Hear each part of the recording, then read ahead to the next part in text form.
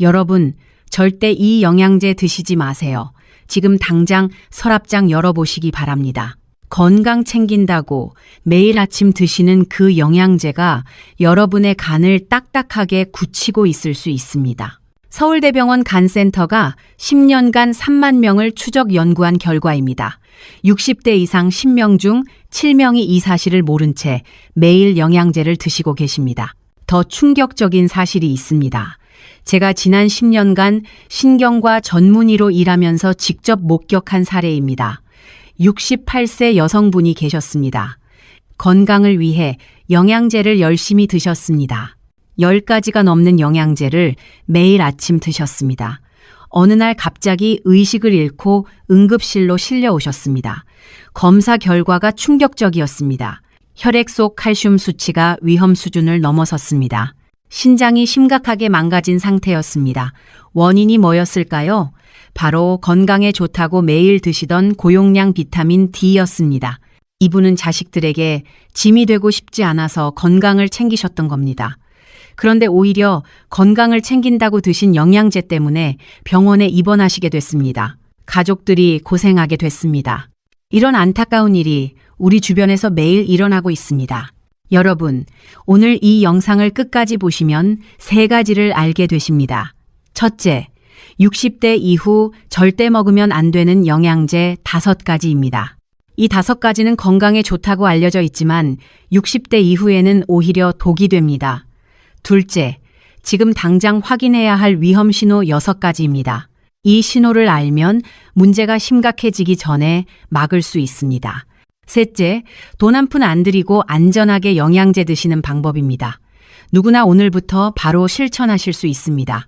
이 3가지만 아시면 여러분은 자식들에게 짐 안 되면서 손주들과 오래오래 건강하게 지내실 수 있습니다. 또래분들 중에서 가장 건강한 분이 되실 겁니다. 주변에서 비결을 물어볼 거예요. 저는 10년차 신경과 전문의입니다. 지난 10년간 수천 명의 어르신을 진료했습니다. 그 과정에서 한 가지 안타까운 패턴을 발견했습니다. 건강을 지키려고 복용하는 영양제가 오히려 심각한 건강 문제를 일으키는 경우가 너무 많았습니다. 특히 60대 이후 분들에게서 이런 문제가 급증하고 있습니다. 질병관리청 2023년 통계에 따르면 충격적인 수치가 나왔습니다. 65세 이상 어르신의 70%가 3가지 이상의 건강기능식품을 드시고 계십니다. 10명 중 7명입니다. 그런데 이 중 절반 이상이 자신이 드시는 영양제의 정확한 성분이나 용량을 모르고 계셨습니다. 더 놀라운 것이 있습니다. 복용 중인 영양제를 의사나 약사에게 알리지 않는 경우가 60%가 넘었습니다. 왜 이런 일이 벌어지는 걸까요? 영양제는 약이 아니라 건강식품이니까 많이 먹어도 괜찮다고 생각하시는 분들이 정말 많습니다. 심지어 많이 먹을수록 더 건강해진다고 믿는 분들도 계십니다.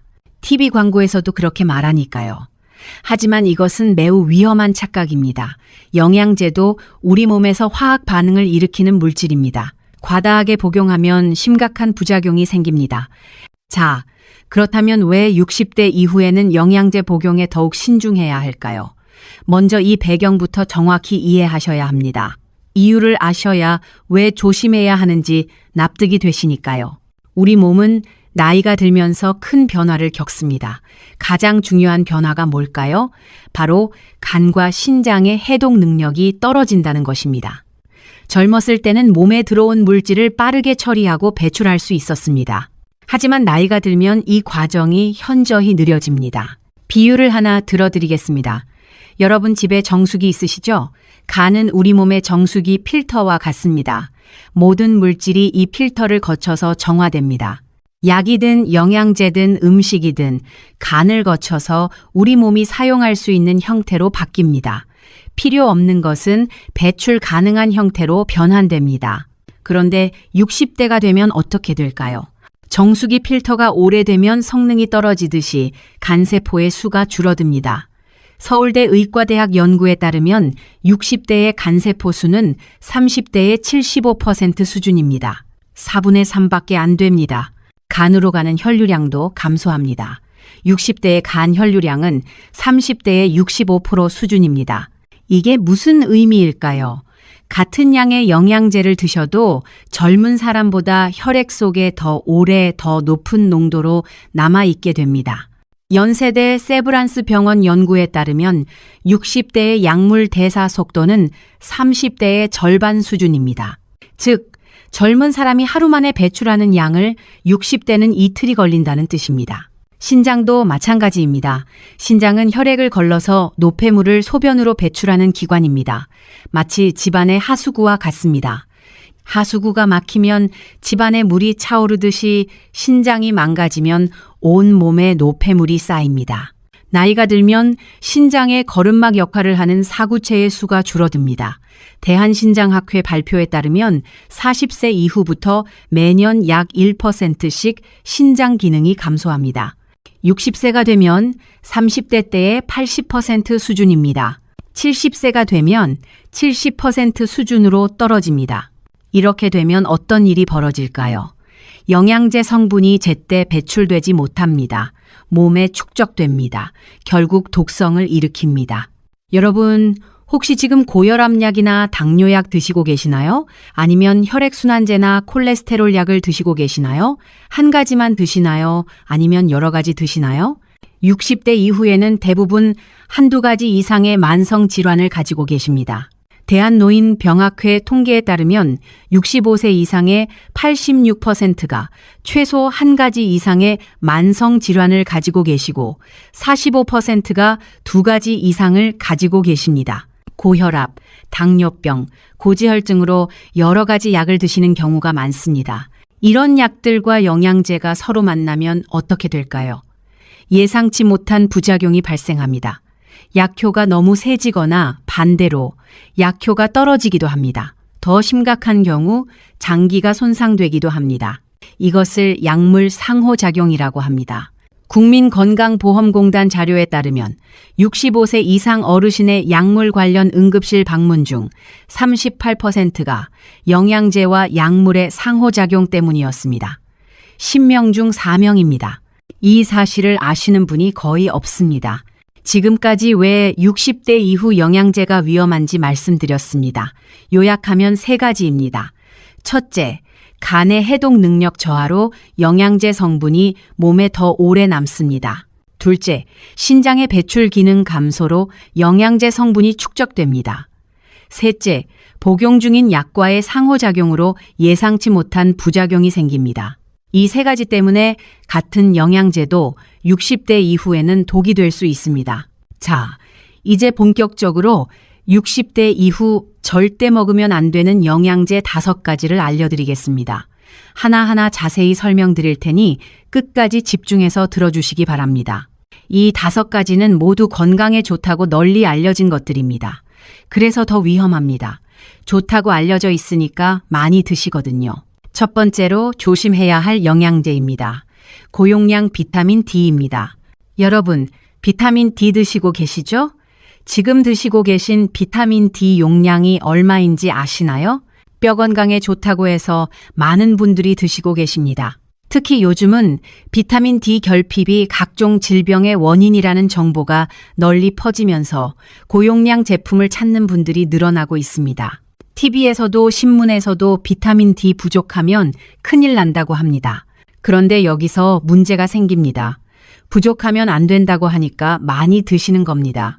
1000IU 대신 2000IU를 드십니다. 2000IU 대신 5000IU를 드십니다.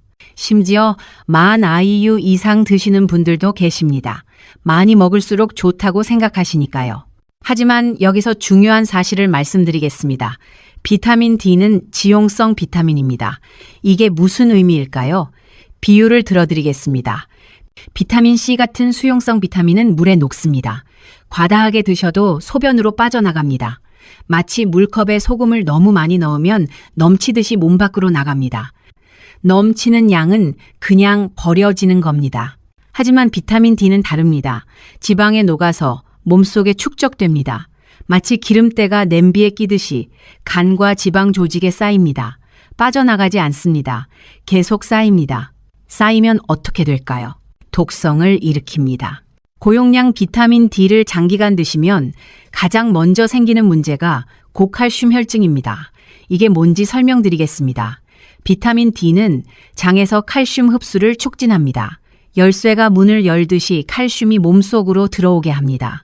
비타민 D가 적정량이면 필요한 만큼의 칼슘만 들어옵니다. 그런데 비타민 D가 과다하면 어떻게 될까요? 열쇠가 너무 많으면 문이 계속 열려 있듯이 칼슘이 계속 들어옵니다. 필요 이상으로 들어옵니다. 혈액 속 칼슘 농도가 지나치게 높아집니다. 이것이 고칼슘 혈증입니다. 혈액 속 칼슘이 높아지면 어떤 증상이 나타날까요? 처음에는 메스꺼움이 생깁니다.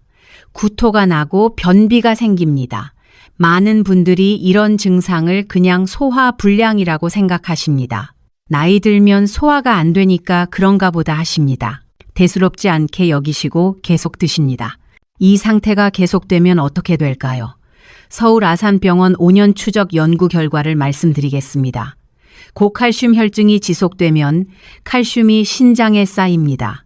신장 결석이 생깁니다. 돌이 생기는 겁니다. 신장 결석이 얼마나 아픈지 아시죠? 출산만큼 아프다고 합니다. 더 심각한 것은 신장 기능이 급격히 나빠진다는 겁니다.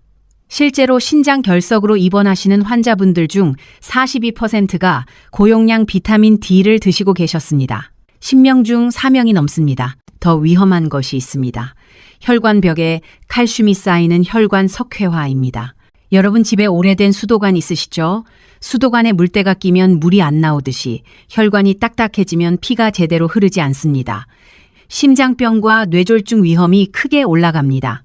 대한심장학회 발표에 따르면 혈관 석회화는 심혈관 질환 위험을 2.5배 높입니다. 또 하나 있습니다. 칼슘 농도가 높아지면 심장 박동이 불규칙해집니다. 부정맥이 생깁니다. 심장이 두근두근 뛰다가 갑자기 멈추기도 합니다. 심한 경우 심장이 갑자기 멈추는 심정지까지 이어질 수 있습니다. 특히 심장질환이 있거나 이뇨제를 드시는 분들은 더욱 위험합니다. 그렇다면 비타민 D는 얼마나 드셔야 안전할까요? 다행히 방법이 있습니다. 대한내분비학회 권고에 따르면 대부분의 성인은 하루 800에서 1000IU 정도면 충분합니다. 시중에는 5000, 심지어 10,000IU가 넘는 고용량 제품도 판매되고 있습니다. 이런 제품은 의사의 처방 없이 드시면 안 됩니다. 비타민 D가 심각하게 결핍된 특수한 경우에만 의사 지시하에 고용량을 드셔야 합니다. 한 가지 더 주의하실 점이 있습니다. 비타민 D와 칼슘제를 함께 드시는 분들이 많습니다. 뼈에 좋다고 해서 같이 드시는 겁니다. 이 경우 고칼슘 혈증 위험이 더욱 높아집니다. 서울대병원 연구에 따르면 비타민 D와 칼슘제를 함께 복용한 65세 이상 여성 그룹에서 고칼슘 혈증 발생률이 3배 높았습니다. 반드시 의사와 상의하셔야 합니다. 정리하면 비타민 D는 3가지만 기억하시면 됩니다. 첫째, 하루 800에서 1000IU 이하로 드세요. 둘째, 칼슘제와 함께 드실 때는 의사와 상담하세요. 셋째, 메스꺼움, 구토, 변비가 생기면 즉시 복용을 중단하세요. 자, 두 번째로 조심해야 할 영양제로 넘어가겠습니다. 대용량 오메가3입니다. 여러분, 오메가3 드시고 계시나요? 몇 밀리그램짜리 드시고 계시나요? 혈관 건강에 좋다고 해서 많은 분들이 드시고 계십니다. 실제로 적절한 양의 오메가3는 중성지방을 낮추고 염증을 줄이는 효과가 있습니다. 이건 맞는 말입니다. 그런데 여기서 문제가 생깁니다. 좋다고 하니까 더 많이 드시는 분들이 계십니다. 1000mg짜리 대신 3000mg짜리를 찾으십니다. 심지어 4000mg 이상 드시는 분들도 계십니다. 많이 먹으면 혈관이 더 깨끗해질 거라고 생각하시니까요. 대용량으로 드시면 어떤 일이 벌어질까요? 가장 큰 위험은 출혈입니다. 오메가3는 혈소판이 서로 뭉치는 것을 방해합니다. 혈소판이 뭐냐고요? 상처가 생겼을 때 피를 멈추게 하는 역할을 합니다. 마치 벽에 난 구멍을 막는 벽돌과 같습니다. 상처 난 곳에 혈소판이 모여서 구멍을 막아주는 겁니다. 오메가3가 이 기능을 억제합니다. 적절한 양이라면 괜찮습니다. 혈전 예방에 도움이 됩니다. 혈관이 막히는 것을 방지합니다. 하지만 과다하게 드시면 어떻게 될까요? 출혈이 멈추지 않습니다. 작은 상처에도 피가 계속 납니다. 여러분, 혹시 지금 아스피린 드시고 계시나요? 클로피도그렐 드시고 계시나요? 와파린 드시고 계시나요? 이런 혈액 관련 약을 드시는 분들이 고용량 오메가3를 함께 드시면 어떻게 될까요? 출혈 위험이 급격히 높아집니다. 서울대병원 연구에 따르면 항응고제와 고용량 오메가3를 함께 복용한 환자군에서 출혈 위험이 3배 높았습니다. 10명 중 3명이 출혈 관련 문제를 경험했습니다. 어떤 증상이 나타날까요? 코피가 자주 납니다. 양치질할 때 잇몸에서 피가 납니다. 작은 상처에도 피가 오래 멈추지 않습니다. 이런 증상이 있으시면 즉시 복용을 중단하시고 의사와 상담하셔야 합니다. 더 심각한 것은 내부 출혈입니다. 겉으로는 보이지 않습니다. 하지만 위장관이나 뇌에서 출혈이 발생할 수 있습니다. 어떤 신호가 나타날까요? 검은색 변이 나오면 위장관 출혈을 의심해야 합니다. 갑자기 심한 두통이나 어지럼증이 생기면 뇌출혈을 의심해야 합니다. 이런 증상이 있으면 즉시 응급실을 방문해야 합니다. 뇌출혈의 경우 골든타임을 놓치면 돌이킬 수 없는 후유증이 남습니다. 반신마비가 올 수 있습니다. 말을 못하게 될 수 있습니다. 72세 남성분 사례를 말씀드리겠습니다. 이분은 심장이 안 좋으셔서 아스피린을 드시고 계셨습니다. 거기에 혈관 건강을 위해 오메가3 4000mg을 더 드셨습니다. 어느 날 양치질 하다가 잇몸에서 피가 많이 났습니다. 대수롭지 않게 여기셨습니다. 며칠 후 검은색 변을 보셨습니다. 그래도 그냥 지나쳤습니다. 일주일 후 갑자기 어지럽고 구역질이 났습니다. 응급실에서 검사하니 위장관 출혈이 심했습니다. 수혈을 받으셔야 했습니다. 이분이 처음에 잇몸 출혈이나 검은 변을 봤을 때 바로 병원에 오셨다면 이렇게까지 심해지지 않았을 겁니다. 그렇다면 오메가3는 얼마나 드셔야 안전할까요? 다행히 기준이 있습니다. 대한영양학회 권고에 따르면 하루 1000mg 이하로 드시는 것이 안전합니다. 시중에는 3000mg, 4000mg짜리 고용량 제품도 있습니다. 특별한 의학적 이유가 없다면 피하시는 것이 좋습니다. 중성지방이 매우 높아서 의사가 고용량을 권한 경우에만 드시는 겁니다. 한 가지 더 있습니다. 수술을 앞두고 계시다면 최소 일주일 전에는 오메가3 복용을 중단하셔야 합니다. 수술 중 출혈이 멈추지 않아 위험한 상황이 발생할 수 있기 때문입니다. 수술 전에 담당 의사에게 오메가3 복용 사실을 꼭 말씀하세요. 정리하면 오메가3는 3가지만 기억하시면 됩니다. 첫째, 하루 1000mg 이하로 드세요. 둘째, 혈액 관련 약을 드시면 의사와 상담하세요. 셋째, 수술 일주일 전에는 중단하세요. 지금까지 2가지를 말씀드렸습니다. 고용량 비타민 D와 대용량 오메가3입니다. 다음은 많은 분들이 모르고 계신 더 위험한 영양제입니다. 3번째로 조심해야 할 영양제입니다. 홍국입니다. 홍국이 뭘까요? 붉은 효모로 쌀을 발효시켜 만든 것입니다. 콜레스테롤을 낮추는 효과가 있다고 알려져 있습니다. 많은 분들이 콜레스테롤 걱정에 홍국 제품을 찾으십니다. 약은 부작용이 무섭고 천연식품은 안전하다고 생각하시기 때문입니다. 그런데 여기서 충격적인 사실을 말씀드리겠습니다. 저도 처음에 이 사실을 알고 놀랐습니다. 많은 분들이 모르고 계십니다. 홍국에는 로바스타틴이라는 성분이 들어 있습니다. 이것이 뭘까요? 콜레스테롤 약인 스타틴과 거의 같은 물질입니다. 즉, 홍국은 건강기능식품으로 분류되어 있지만 실제로는 약물과 같은 효과를 내는 것입니다. 천연식품이라고 생각하시지만 사실은 약을 드시는 것과 같습니다. 문제가 뭘까요? 건강기능식품은 약품보다 규제가 느슨합니다. 제품마다 로바스타틴 함량이 제각각입니다. 식품의약품안전처 조사 결과를 말씀드리겠습니다. 시중에 판매되는 홍국 제품 30개를 검사했습니다. 어떤 제품은 로바스타틴이 거의 안 들어 있었습니다. 어떤 제품은 약물 수준으로 많이 들어 있었습니다. 함량 차이가 최대 10배까지 났습니다. 함량이 일정하지 않으면 효과도 예측할 수 없습니다. 부작용 위험도 커집니다. 오늘은 적게 들어있는 제품을 드시다가 내일은 많이 들어있는 제품을 드실 수 있습니다. 몸이 어떻게 반응할지 알 수 없습니다. 홍국의 가장 심각한 부작용은 근육 손상입니다. 의학 용어로 횡문 근육해증이라고 합니다. 무서운 질환입니다. 근육세포가 파괴되면서 근육 속 물질이 혈액으로 쏟아져 나옵니다. 마치 댐이 무너져서 물이 넘치듯이 근육이 녹아내립니다. 처음에는 어떤 증상이 나타날까요? 근육통으로 시작합니다. 운동을 안 했는데 근육이 아픕니다. 많은 분들이 이것을 나이 탓이라고 생각하십니다. 나이 들면 여기저기 아픈 게 당연하다고 생각하시니까요. 대수롭지 않게 여기시고 계속 드십니다. 이 상태가 계속되면 어떻게 될까요? 근육이 녹아내리면서 신장이 망가집니다. 신장은 근육에서 나온 물질을 처리해야 하는데 양이 너무 많으면 감당을 못합니다. 하수구가 막히듯이 신장이 막힙니다. 급성 심부전으로 이어질 수 있습니다. 투석을 받으셔야 할 수도 있습니다. 특히 위험한 경우가 있습니다. 이미 콜레스테롤 약을 드시는 분이 홍국까지 함께 드시면 이런 위험이 더욱 높아집니다. 왜냐하면 둘 다 같은 성분이니까요. 스타틴 약을 드시면서 홍국까지 드시면 스타틴을 2배로 드시는 것과 같습니다. 세브란스 병원 연구에 따르면 스타틴 약물과 홍국을 함께 복용한 환자군에서 근육 손상 위험이 4배 높았습니다.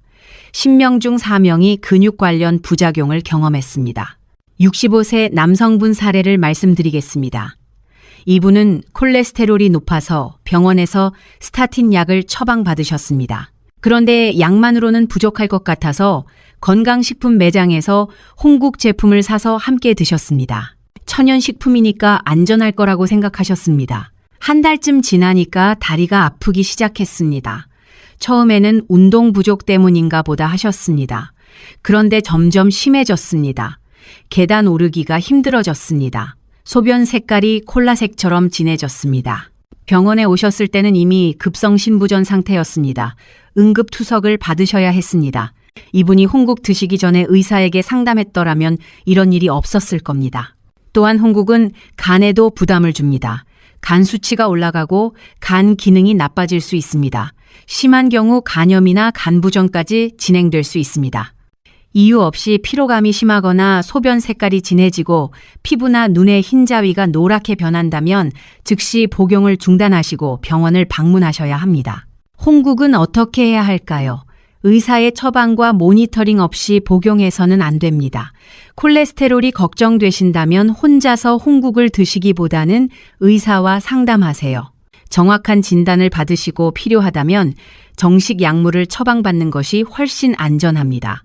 약물은 용량이 일정하고 의사가 정기적으로 검사해 주시니까요.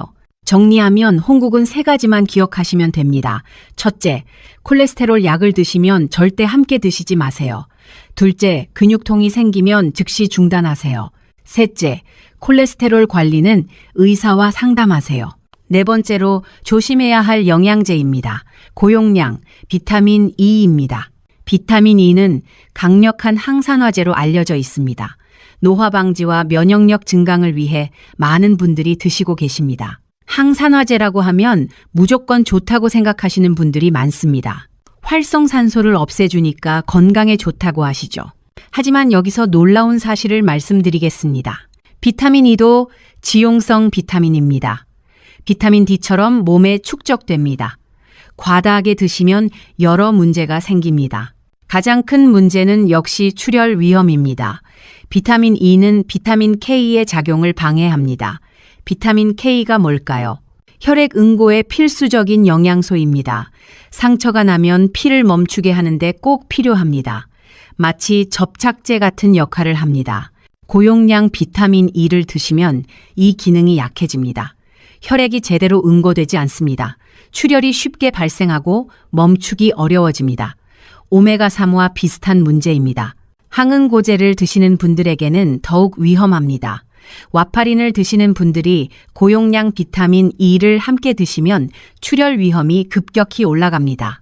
삼성서울병원 연구에 따르면 와파린과 고용량 비타민 E를 함께 복용한 환자군에서 출혈 사건 발생률이 2.8배 높았습니다. 더 놀라운 연구 결과가 있습니다.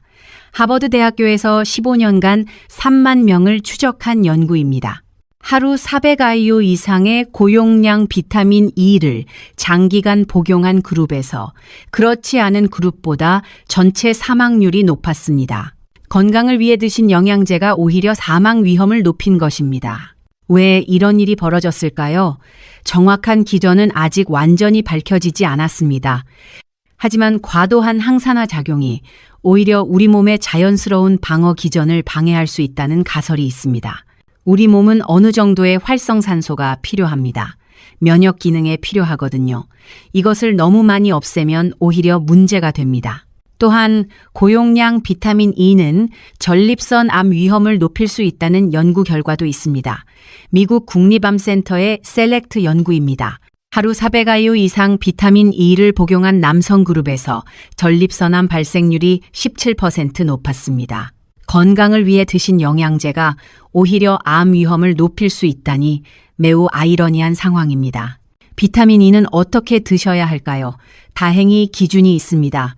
특별한 결핍이 없다면 하루 400IU를 넘지 않도록 조심하셔야 합니다. 항응고제를 드시고 계시다면 반드시 의사와 상의하셔야 합니다. 정리하면 비타민 E는 3가지만 기억하시면 됩니다.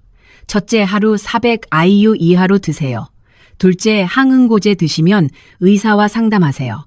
셋째, 전립선 건강이 걱정되시면 고용량은 피하세요. 5번째로 조심해야 할 영양제입니다. 이것은 많은 분들이 전혀 모르고 계십니다. 고농도 비오틴입니다. 비오틴이 뭘까요? 비타민 B군에 속하는 수용성 비타민입니다. 모발과 손톱 건강에 좋다고 알려져 있습니다. 최근 탈모 예방을 위해 고농도 비오틴 제품을 찾는 분들이 많아졌습니다. 머리카락 빠지는 게 걱정되셔서 드시는 분들이 많습니다. 하지만 여기서 정말 심각한 문제가 있습니다. 이것은 생명과 직결되는 문제입니다. 비오틴은 혈액 검사 결과를 왜곡시킵니다. 이게 무슨 말일까요? 설명드리겠습니다. 많은 혈액 검사가 면역 분석법이라는 방법을 사용합니다. 고농도 비오틴이 이 검사를 방해합니다. 검사 기계가 제대로 작동하지 않게 만드는 겁니다. 특히 위험한 것이 2가지입니다. 갑상선 기능 검사와 심장 표지자 검사입니다. 예를 들어볼까요?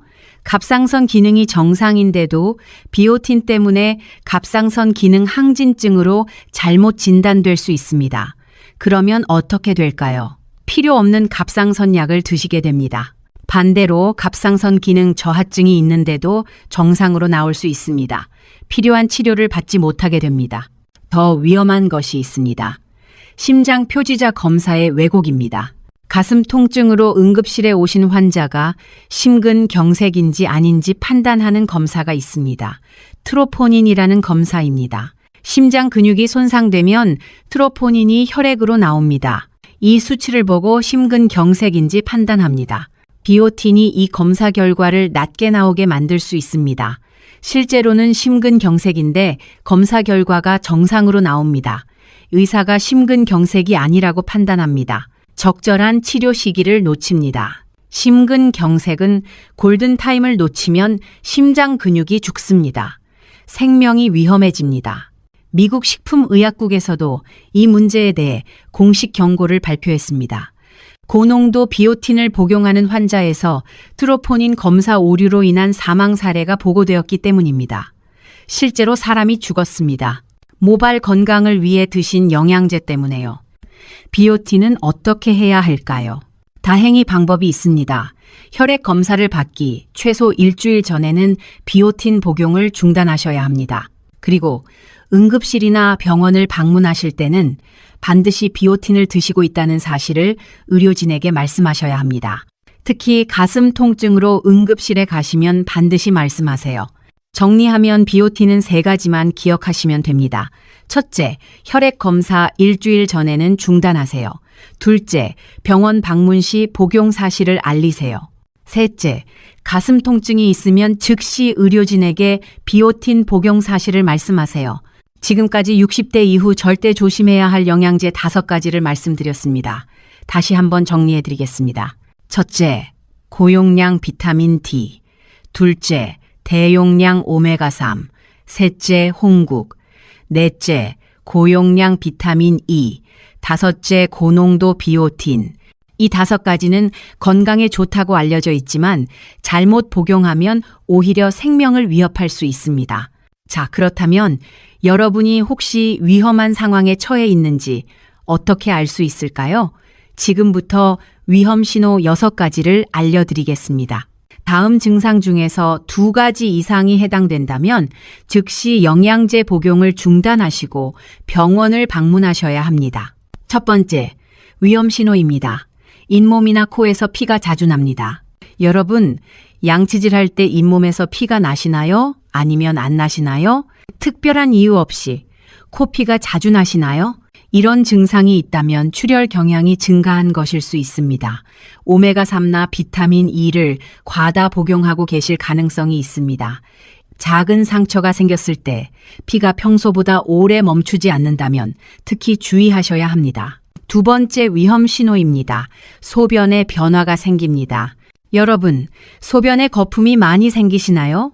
아니면 거품 없이 맑으신가요? 소변 색깔이 평소보다 훨씬 진하신가요? 아니면 맑은 노란색이신가요?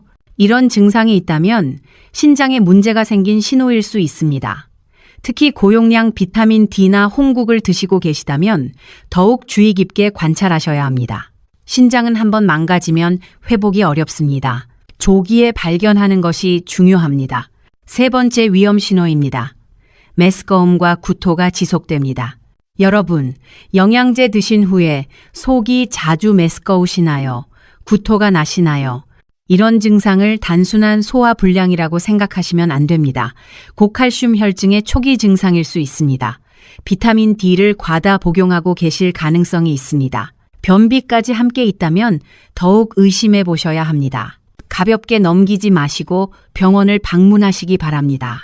4번째 위험 신호입니다. 이유 없는 근육통이 생깁니다. 여러분, 운동을 안 하셨는데 근육이 아프시나요? 평소와 다르게 근육에 힘이 없으시나요? 많은 분들이 이런 증상을 나이 탓이라고 생각하십니다. 나이 들면 여기저기 아픈 게 당연하다고 생각하시니까요. 하지만 이것은 홍국이나 다른 콜레스테롤 관련 보조제의 부작용일 수 있습니다. 근육 손상은 방치하면 신장까지 망가뜨릴 수 있으므로 매우 위험합니다. 5번째 위험 신호입니다. 갑자기 어지럼증과 두통이 생깁니다. 여러분, 갑자기 심한 어지럼증이 생기시나요? 평소와 다른 두통이 지속되시나요? 이런 증상이 있다면 뇌출혈이나 전해질 불균형을 의심해 봐야 합니다. 특히 의식이 흐려지거나 말이 어눌해진다면 즉시 응급실로 가셔야 합니다. 골든타임을 놓치면 안 됩니다. 가족에게 연락하시고 바로 응급실로 가세요. 6번째 위험 신호입니다. 심한 피로감이 지속됩니다. 여러분, 충분히 쉬셨는데도 피로가 안 풀리시나요? 일상생활이 힘들 정도로 기운이 없으시나요? 이런 증상이 있다면 간 기능 저하나 다른 장기의 문제를 의심해 봐야 합니다. 피로는 우리 몸이 보내는 경고 신호입니다. 영양제를 드시고 있다면 반드시 연관성을 생각해 보셔야 합니다. 지금까지 6가지 위험 신호를 말씀드렸습니다. 정리하면 첫째, 잇몸이나 코에서 피가 자주 남, 둘째, 소변 변화, 셋째, 메스꺼움과 구토, 넷째, 이유 없는 근육통, 다섯째, 어지럼증과 두통, 여섯째, 심한 피로감입니다. 이런 증상들이 나타났을 때 많은 분들이 나이 탓이라고 생각하십니다. 다른 건강 문제 때문이라고 여기십니다. 하지만 영양제를 드시고 있다면 반드시 영양제와의 연관성을 고려해야 합니다. 증상이 나타난 후에도 계속 드시면 돌이킬 수 없는 장기 손상으로 이어질 수 있습니다. 자, 그렇다면 어떻게 안전하게 영양제를 복용할 수 있을까요? 지금부터 돈 한 푼 안 들이고 안전하게 영양제 드시는 방법 4가지를 알려드리겠습니다. 누구나 오늘부터 바로 실천하실 수 있습니다. 집에서 비싼 거 필요 없이 하실 수 있는 방법입니다. 첫 번째 방법입니다. 복용 전에 혈액 검사를 받으세요. 영양제를 시작하시기 전에 반드시 현재 여러분의 몸 상태를 확인하셔야 합니다. 비타민 D 수치, 비타민 B12, 엽산 같은 영양소 수치뿐만 아니라 간 기능, 신장 기능, 전해질 수치도 함께 확인하셔야 합니다. 왜 이게 중요할까요? 이렇게 해야 정말 부족한 영양소가 무엇인지 알 수 있습니다. 어떤 영양제가 필요한지 정확히 판단할 수 있습니다. 많은 분들이 검사 없이 그냥 좋다고 하니까 드시기 시작하십니다. TV에서 좋다고 해서 옆집 아주머니가 좋다고 해서 드시는 겁니다. 이것은 마치 자동차 계기판을 보지 않고 운전하는 것과 같습니다. 연료가 얼마나 있는지, 엔진에 문제가 있는지 모르고 그냥 달리는 겁니다. 위험하죠. 실제로 검사해 보면 부족하지 않은 영양소를 과다하게 드시고 있는 경우가 매우 많습니다. 삼성서울병원 조사에 따르면 비타민 D 보충제를 드시는 환자의 45%가 이미 정상 수치였습니다. 필요 없는 영양제를 돈 들여 사서 드시고 있었던 겁니다. 오히려 해가 될 수 있는데도요. 검사 결과를 바탕으로 정말 필요한 영양제만 선택하세요. 이것이 첫 번째 안전 수칙입니다. 건강검진 받으실 때 담당 의사에게 영양제 검사도 추가해달라고 말씀하시면 됩니다. 두 번째 방법입니다. 한 번에 하나씩 시작하세요. 여러 가지 영양제를 동시에 시작하시면 어떻게 될까요? 만약 부작용이 생겼을 때 어떤 제품 때문인지 알 수 없습니다. 범인을 찾을 수가 없습니다. 비유를 들어드리겠습니다. 음식을 여러 가지 새로운 것을 한꺼번에 드셨는데 배탈이 났다고 생각해 보세요. 뭐 때문에 배탈이 났는지 알 수 있을까요? 알 수 없습니다. 하나씩 드셨다면 바로 알 수 있었을 겁니다. 새로운 영양제를 추가하실 때는 최소 2주 간격을 두시고 하나씩 시작하세요. 2주면 우리 몸이 반응을 보일 충분한 시간입니다. 이렇게 하시면 혹시 문제가 생겼을 때 원인을 쉽게 찾으실 수 있습니다. 빠르게 대처하실 수 있습니다. 세 번째 방법입니다. 최소 용량으로 시작하세요. 처음부터 고용량을 드시지 마세요. 가장 낮은 용량부터 시작하세요. 몸의 반응을 보면서 서서히 늘려가세요. 특히 60대 이후에는 젊은 사람의 절반 정도 용량으로 시작하시는 것이 안전합니다. 왜 그럴까요? 앞서 말씀드렸듯이 우리 몸의 대사 능력이 젊었을 때와 다르기 때문입니다. 같은 양도 더 오래 남아있고 더 높은 농도로 작용합니다. 절반으로 시작하셔도 충분합니다. 효과가 없다고 느끼시면 그때 조금씩 늘리시면 됩니다. 네 번째 방법입니다. 정기적으로 검사를 받으세요. 영양제를 드시기 시작하셨다면 3개월마다 혈액 검사를 받으세요. 간 기능, 신장 기능, 전해질 수치가 정상인지 확인하세요. 복용 중인 영양소의 혈중 농도도 체크하세요. 검사 결과가 정상이라고 해서 안심하시면 안 됩니다. 계속 정기적으로 확인하시는 것이 중요합니다. 우리 몸은 계속 변합니다. 3개월 전에는 괜찮았어도 지금은 다를 수 있습니다. 조기에 발견해야 문제가 커지기 전에 막을 수 있습니다. 지금까지 안전하게 영양제 드시는 방법 4가지를 말씀드렸습니다. 정리하면 첫째, 복용 전 혈액 검사. 둘째, 한 번에 하나씩. 셋째, 최소 용량으로 시작. 넷째, 정기적인 검사입니다. 이 4가지 모두 돈이 거의 안 듭니다. 오늘부터 바로 실천하실 수 있습니다. 몇 가지 추가로 당부드릴 말씀이 있습니다. 먼저 다른 약을 드시고 계시다면 반드시 의사나 약사와 상담하세요. 혈압약, 당뇨약, 항응고제, 항열소판제 등을 드시는 분들은 특히 주의가 필요합니다. 영양제와 약물의 상호작용으로 약효가 떨어지거나 부작용이 증가할 수 있습니다. 영양제 드시기 전에 담당 의사에게 이거 먹어도 되냐고 한 번만 여쭤보세요. 전화 한 통이면 됩니다. 그것만으로 위험을 피할 수 있습니다. 다음으로 수술을 앞두고 계시다면 최소 일주일 전에는 대부분의 영양제 복용을 중단하세요. 특히 오메가3, 비타민 E, 은행잎 추출물, 마늘 보조제 등은 출혈 위험을 높이므로 반드시 중단하셔야 합니다. 수술 전 진료 시에 복용 중인 모든 영양제 목록을 의사에게 알려주세요. 영양제도 적어서 가져가세요. 또한 천연 성분이라고 해서 무조건 안전한 것은 아닙니다. 홍국이나 인삼, 홍삼도 약물과 상호작용을 일으킬 수 있고 부작용이 있을 수 있습니다. 천연이라는 말에 속지 마시고 어떤 성분이든 의사나 약사와 상담 후 드시기 바랍니다. 천연이라고 광고하는 것들 중에 실제로는 화학 성분이 들어있는 경우도 있습니다.